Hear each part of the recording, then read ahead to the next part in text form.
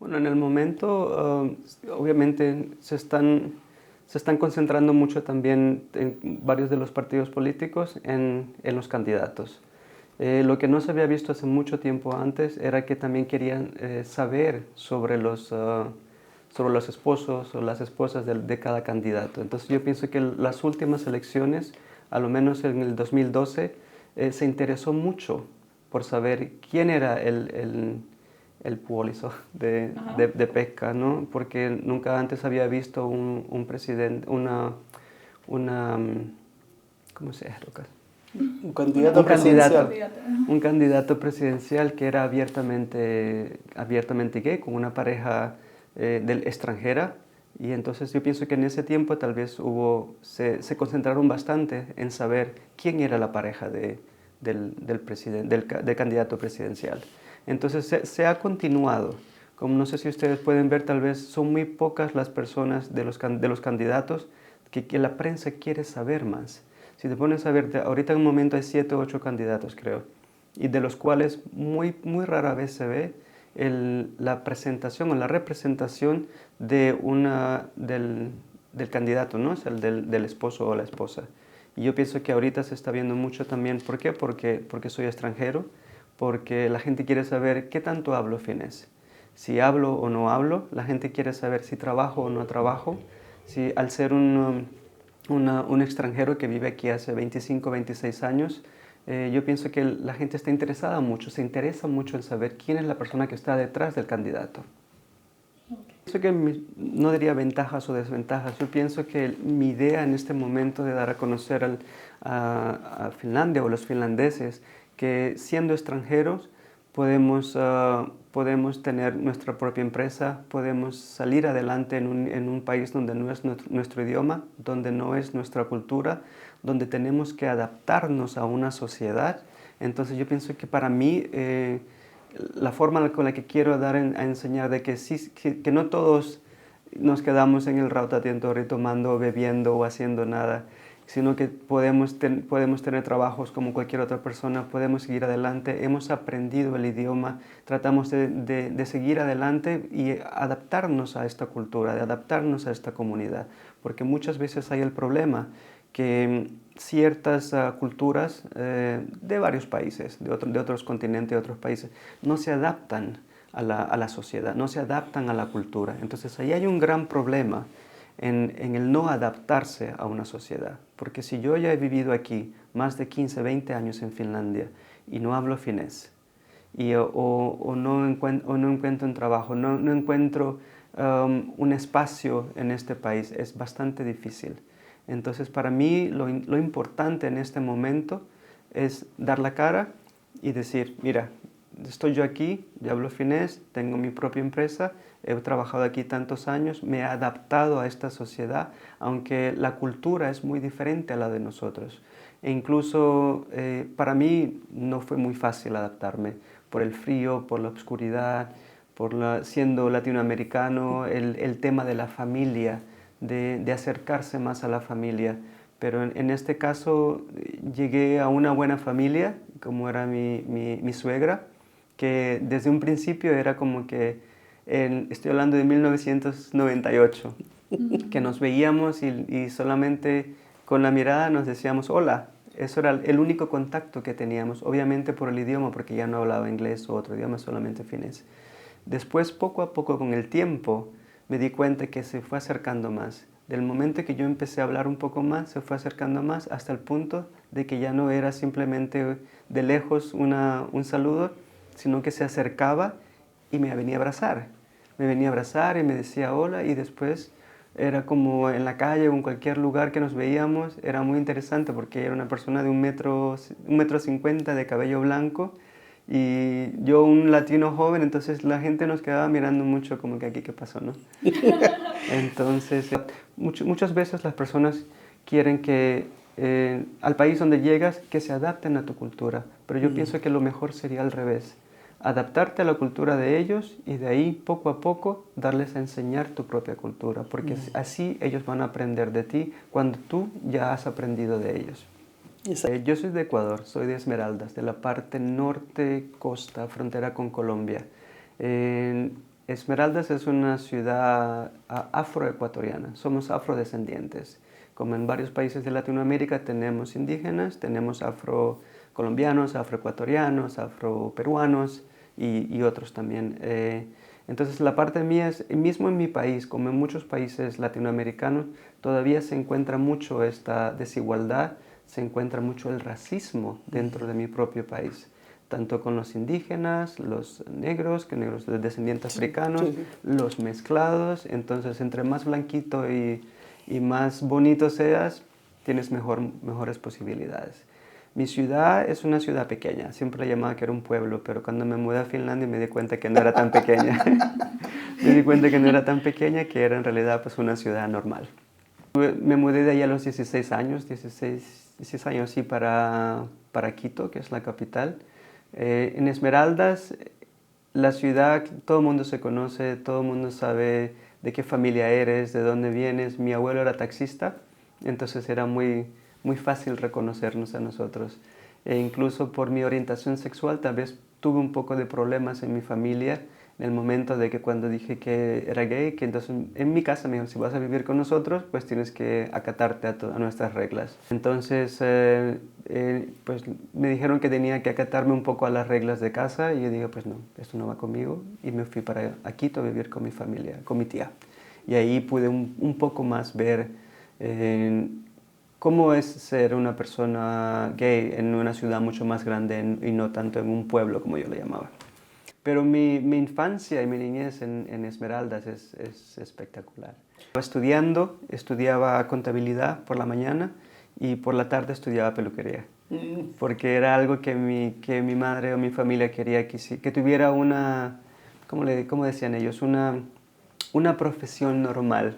Porque para ellos ser estilista o ser maquillador no era una profesión. Leí que tu mamá quería que trabajaras en un banco. Exactamente, porque mi tía trabajaba en un banco, entonces la idea era de que yo pasara, incluso fui a hacer las prácticas en un banco, y esa era la idea, ¿no? Pero lo mío era más artístico, lo mío era de crear con las manos, era más visual que sentarme en un banco y contar billetes ajenos. Okay. Entonces, preferiblemente los míos. ¿Qué pasó? En ese tiempo que viví en Quito, conocí mucha gente, y ahí conocí a unos compañeros de trabajo colombianos que estaban viviendo en Quito por ese tiempo. Ellos se regresaron para Bogotá y tomé un tiempo y, no sé, siempre he sido una persona que le gusta viajar. Nunca pensé en quedarme en Ecuador. Siempre desde niño quise viajar, siempre quise salir. Ya había estado en Panamá de viaje y una vez que sales de tu país la primera vez, ya te queda ese gusto de conocer otras culturas, de conocer otros países. Y la mía, yo ya tenía familia viviendo en Europa, entonces mi idea era salir de Ecuador, porque sentía que Ecuador no me iba a aportar lo suficiente o lo que yo buscaba o lo que necesitaba. Incluso todavía en 1997-98 era todavía ilegal ser homosexual en Ecuador.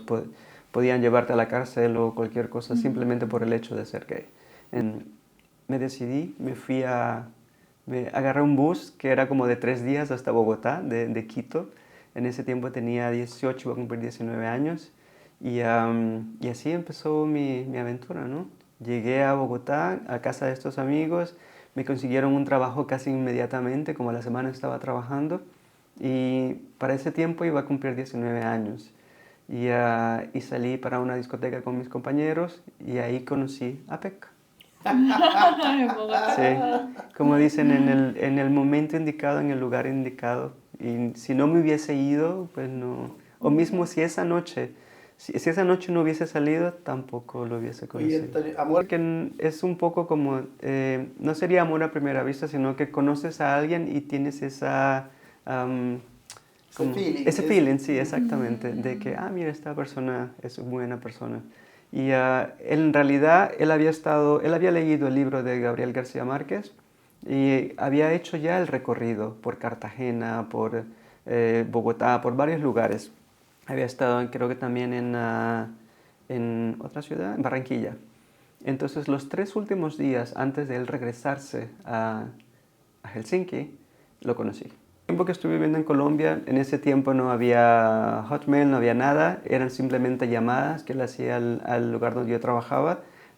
Tal vez había teléfonos celulares, pero en ese tiempo costaban mucho dinero.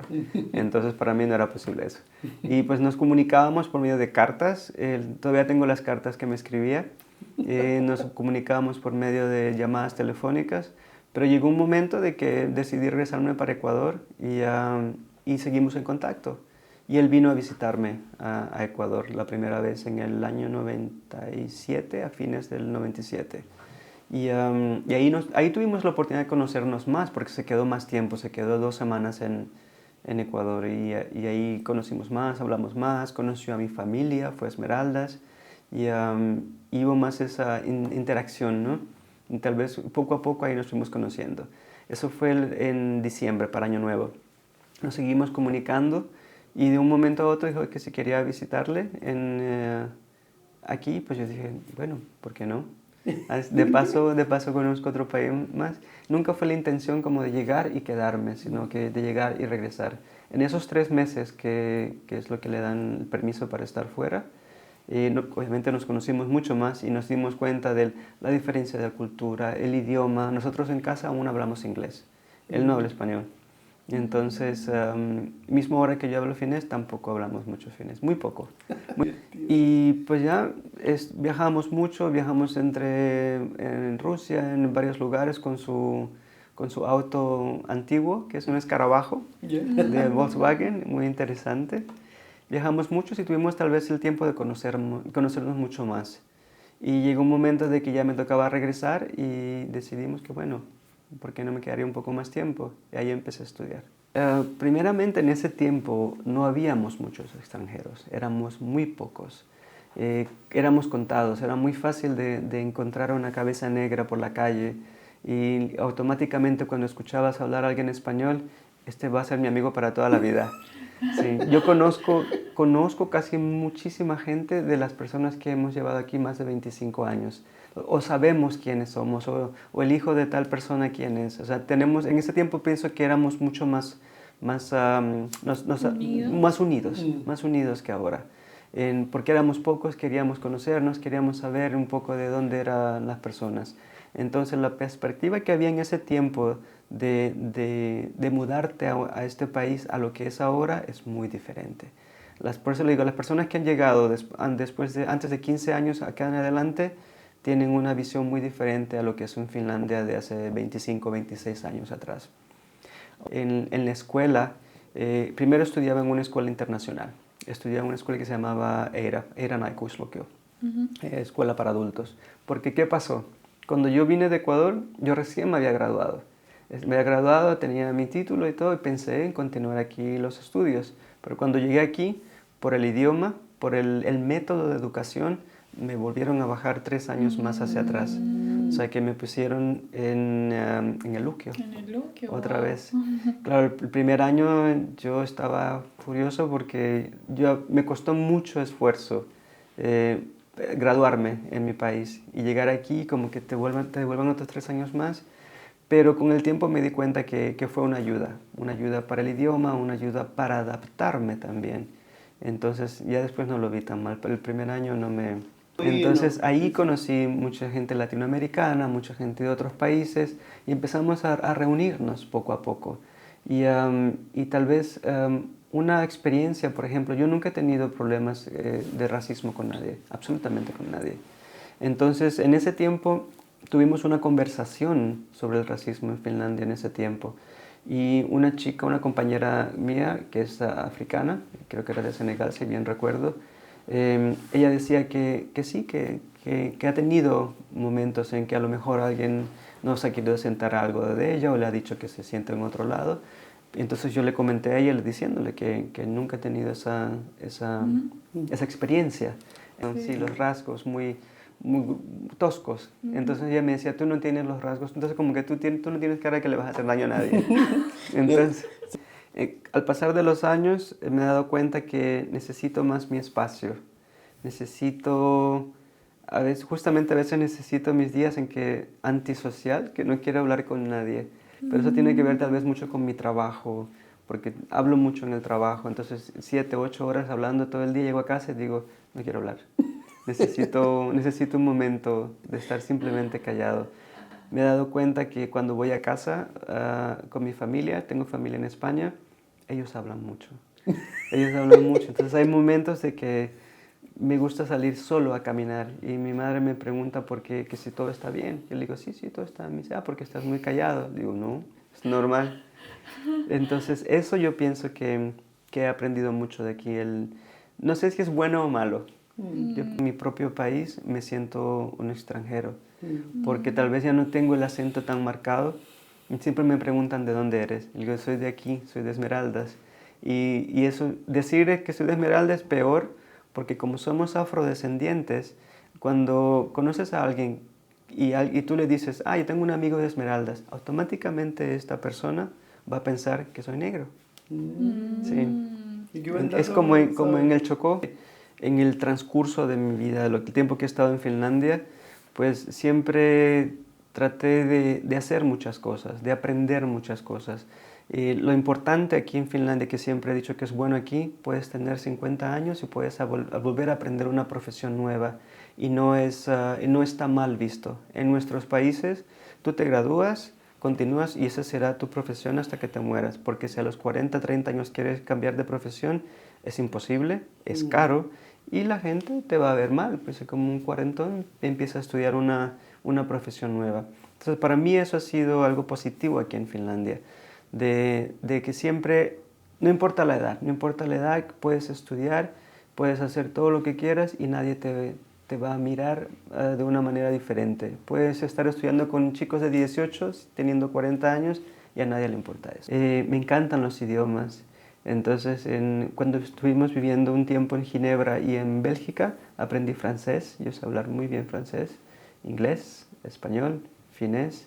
El italiano no lo he estudiado, pero lo entiendo muy bien. Estuve estudiando alemán. El alemán estudié 4 meses, pero en el trabajo que estuve haciendo en Alemania, pues era muy internacional y al final hablábamos todos inglés. Mi alemán está un poquito así. Pero por ahí voy, quiero seguir aprendiendo, me parece muy interesante. Pensé que una de las cosas que quería hacer de niño era ser asistente de vuelo. Y lo hice.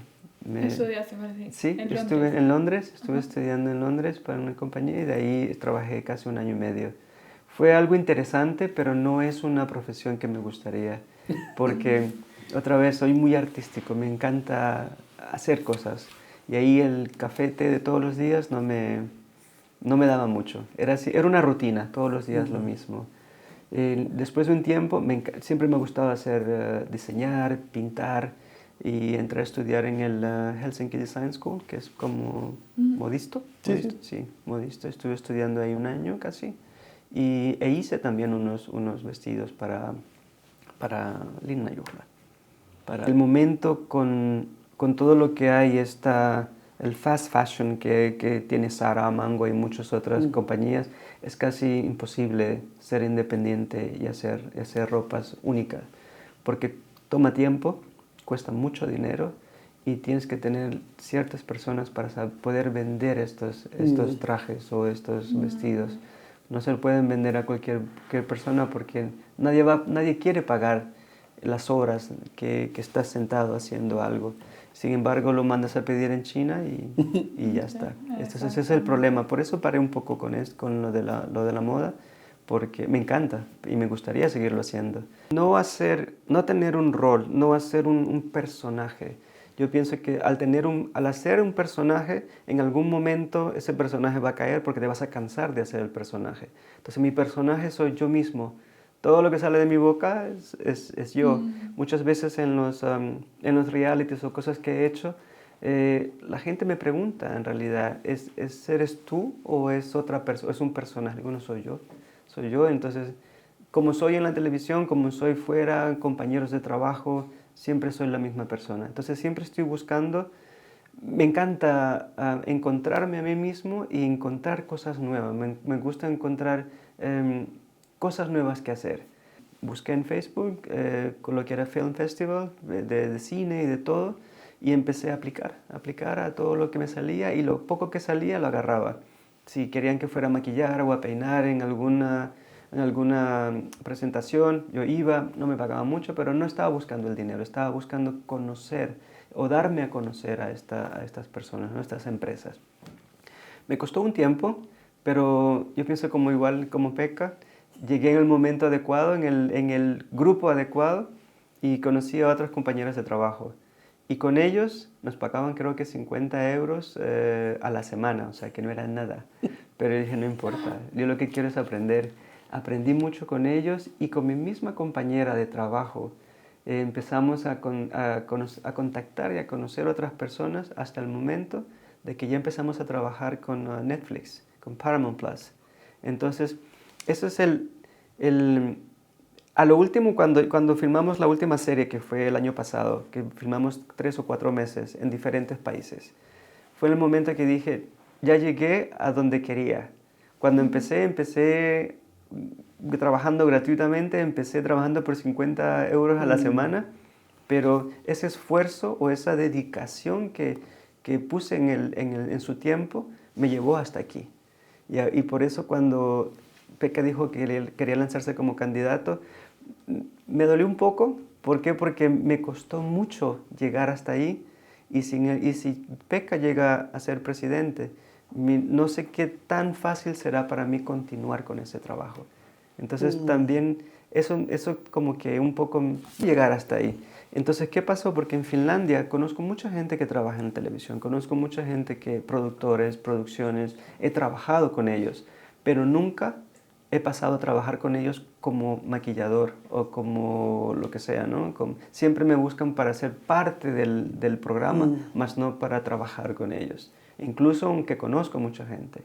Pero tal vez eso tiene que ver por ser el esposo de un político. El salón seguiría ahí porque es mi empresa. Qué bueno saber. Pero yo como persona, estar ahí presente sería un poquito más complicado. Ah, ya. Pero al mismo tiempo tener otras profesiones, podía continuar con lo que es modismo.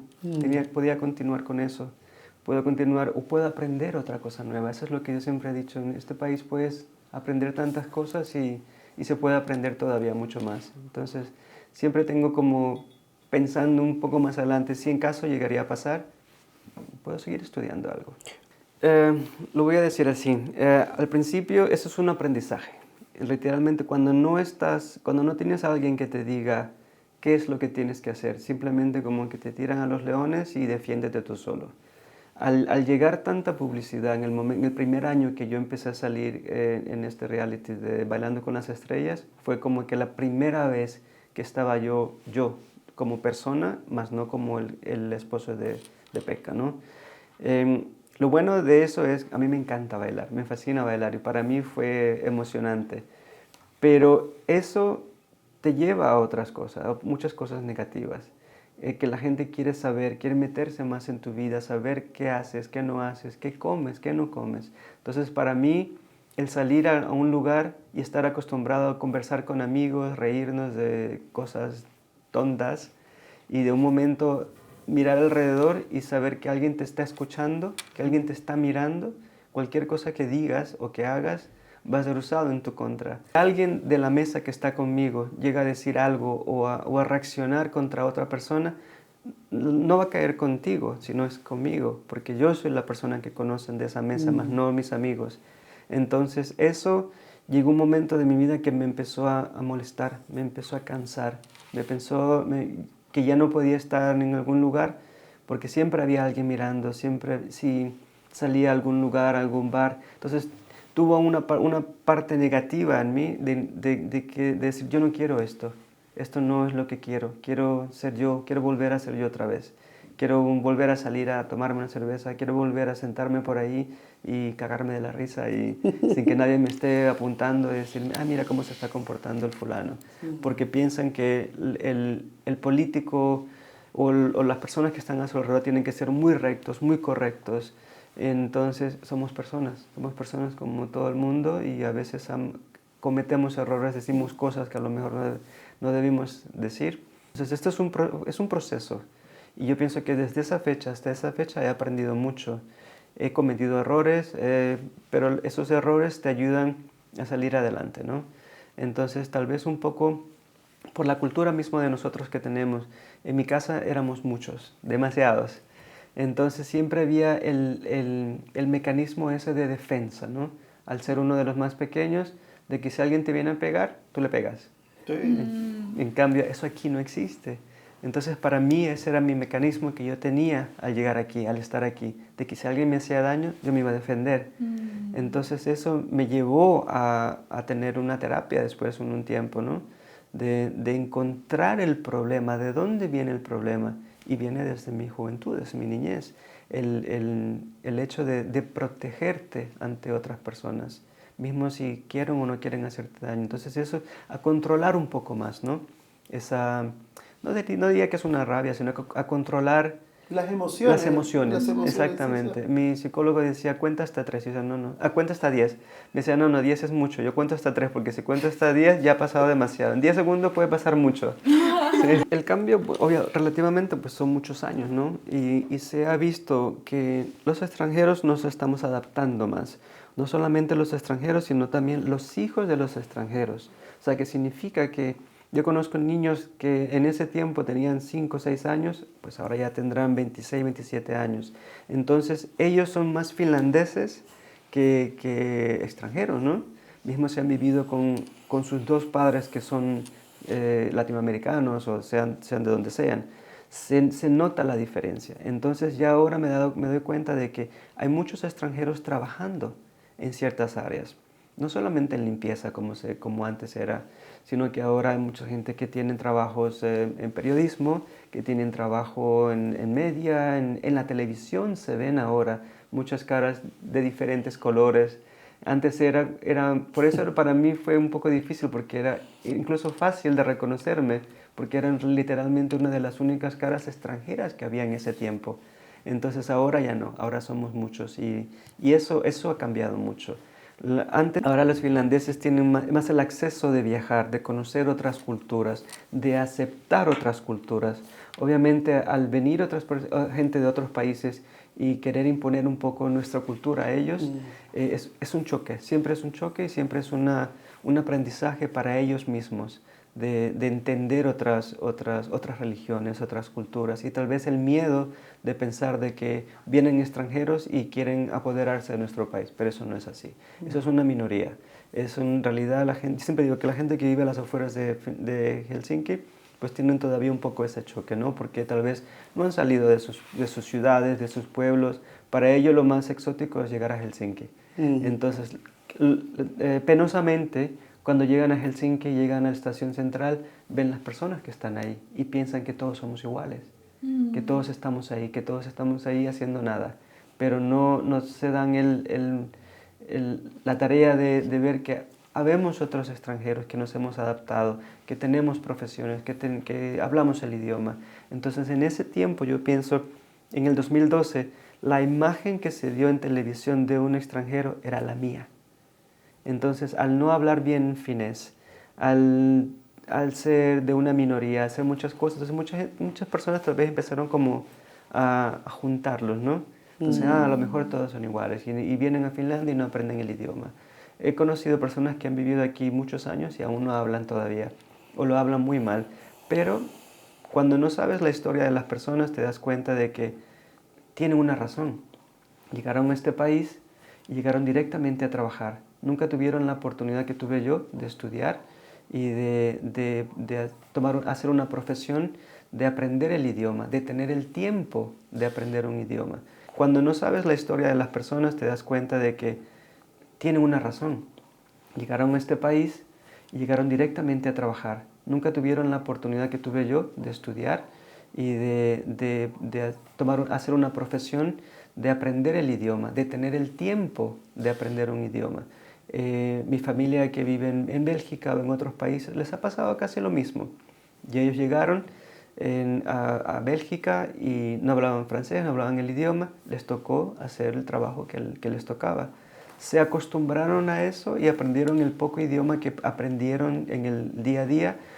Ya viven ahí más de 30 años y no saben hablar. Pero es por eso, porque ellos llegaron, tienen que dar de comer a su familia, tienen que enviar dinero a su país y no se concentran en aprender un idioma bien o adaptarse a la cultura, sino que ya tengo un trabajo, esto me da dinero, me quedo aquí y ya está. Y a veces no es simplemente por el conformismo, sino que simplemente como exactamente la necesidad. Y yo pienso que ese problema también pasó aquí hace muchos años, con los chilenos que llegaron en ese tiempo, con los peruanos, que ecuatorianos no hay muchos, pero yo pienso que ha sido siempre lo mismo. Sin embargo, los hijos de ellos ya son, o sea, son nacidos aquí o son mitad finlandeses o vinieron de muy pequeños. Entonces la idea de ellos es muy diferente. Son personas que ya se encuentran en un cargo más importante porque sus padres le dieron la posibilidad para que ellos estudiaran. Porque si ellos hubiesen llegado a la misma situación de sus padres, hubiese pasado lo mismo. Entonces esa es la diferencia que se ve ahora entre generaciones. Entonces el finlandés antes te hablaba directamente inglés sin saber que tú eras un finlandés. Simplemente que eres de padres latinoamericanos o africanos. Entonces ahora me gusta porque veo la inclusividad. Ahora un finlandés te habla finés primero. Y si no le contestas, te habla inglés. Pero en cambio antes era al revés. O sea, como que todos los extranjeros somos extranjeros y no hablamos nadie. Y no vamos a aprender finés. En cambio ahora es diferente. Incluso en el ámbito político, ahora hay muchos extranjeros. Sí. En el Parlamento, se ve mucho. Eso es bueno, porque de aquí yo pienso que en unos 10 años más eso ya no será una novedad, ya no será algo nuevo. Incluso ahora yo pienso que ya no es una novedad ver a un candidato extranjero o a una persona que trabaja en la televisión o en un cargo muy importante siendo extranjero, no siendo ni siquiera mitad, sino siendo totalmente extranjero.